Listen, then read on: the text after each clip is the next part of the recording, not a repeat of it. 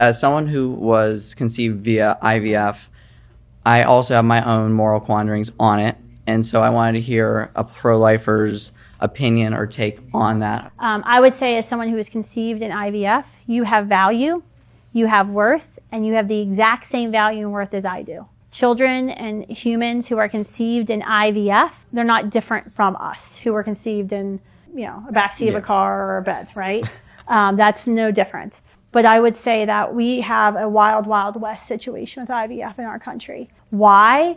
Because 70 to 90% of humans in embryonic form who are frozen via the IVF industry die in the thawing process. So more than 90% of humans who are conceived in IVF will never be born. This is millions of more children are dying in IVF clinics than they are in abortion facilities at Planned Parenthood every year. And no one talks about that. If they're not dying because of the thawing process, they're dying because children like mine are genetically screened out through eugenics in a program called prenatal genetic determination, PGD.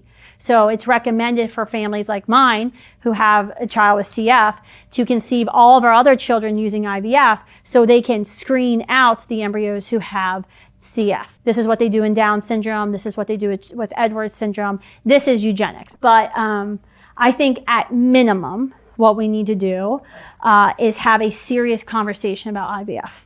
We need to have a serious study about what IVF does in our country. I think at minimum, there should be regulations on IVF.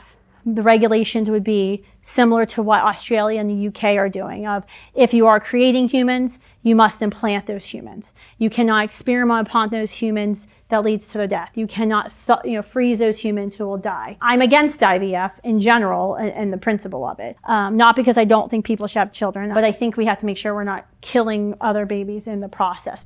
Does that help? It does. So yes, thank you so much for your time.